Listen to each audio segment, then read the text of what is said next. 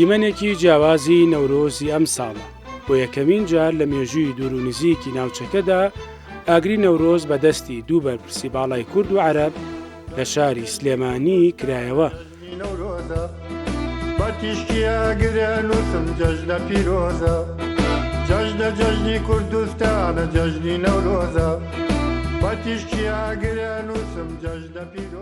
بەشداریکردنی هەرێک لە دکتۆر لەتیف ڕەشید سەرۆک کۆماری عێراق و محەممەد حەلبوسی سەرۆکی ئەنجومەنی نوێنەرانی عێراق و باڵیۆز و نێردەی 58 وڵاتی دنیاە لە ئاهەنگی نەورۆز و ساڵی نوێی کوردی کە لە پارکی ئەواری شار لە سلێمانی لەلایەن دەستگای میدیای کورساتەوە ڕێکخراوە.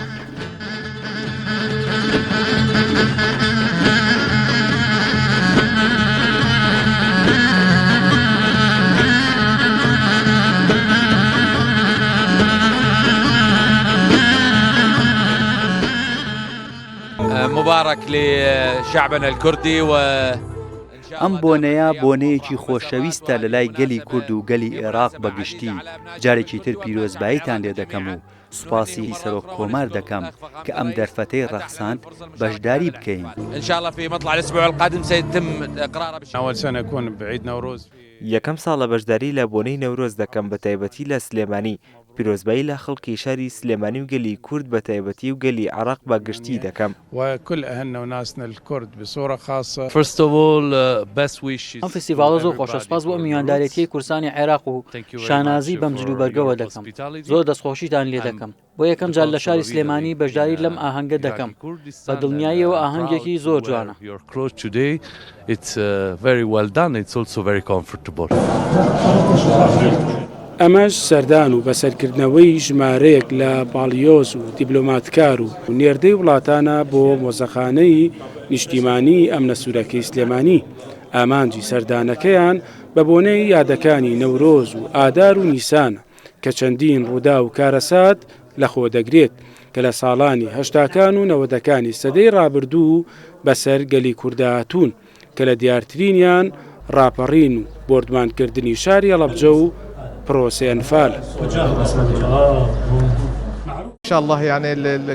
لە ئێستادا بارودۆخەکە زۆر قورسە. پشت بەخوا لە کوردستانەوە ئەو قۆناغەشم بەردەوام دەبێت. هیوادارم ئارامی هەمیشەیی بەدی بێت. ئەو پێشکەوتنەی دەیبینین پێشکەوتنێکی زۆر باشە. هیوادارم زیاتر گەشە بکات. لە وێزگەیەکی دیکەی سەردانەکەیاندا وەفدی باڵیۆز و دیبلۆماتکارانی عەرەب و چەند وڵاتێکی بیانی سەردانی مەزاری سەرۆک مامجەلالیان کرد لە دەباشان و ڕێز و پێزانینی خۆیان بۆ خەبات و تێکۆشانی نەپراوەی سەرۆک مامجەلال لە پێناو بەدیهێنانی ئاشتی و ئازادی و دیموکراسی نیشاندا. دڵنیاییەوە باشترین شوێن کە یادەکانی نەورۆز تیایدا دەست پێ بکات ئەوە بوو سەردانی مەزاری ئەم پیاوە گەورەیە بکەین کە هەموو ژیانی بۆ پاڵپشتیکردنی مافەکانی گەلی کورد و هەموو عێراقیەکاندان. بۆیە ئەو بوو ئومێدی گەڕاندەوە و لە کۆتاییشدا توانی مافەکانی کورد و عەرەب لە عێراقدا بچەسپێنێت. ئێرە مەزاری کەسێکی گەورەیە. ئەم یادەش سەرەتای ڕۆژێکی نوێ و داهاتوویەکی گەش و پەرشەنگدارە. کوردستان وتالی هەستێکی جوانەکە ئەزمموی نەورۆز لە هەرێمی کوردستان بکەین. دڵخۆشم کە کەشوهەوایەکی زۆر لە بەرمان هەیە. ئەمڕۆ من تامەزرۆم بۆ ئەم ڕۆژە جوانە. لە بەشێکی دیکەی سەردانەکەیاندا وەفدەکە سەردانی گەلەری دکتۆر لەتیف ڕەشیدیان کرد لە سلێمانی و لە نزیکەوە ئەو وێنە و دۆکۆمێنتانیان بینی کە تایبەتن بە مێژووی کللتور و ڕەسەنایەتی گەلی کورد و سەرکردەکانی. مەریوانە بڵا کورسات نیوس سلێمانی.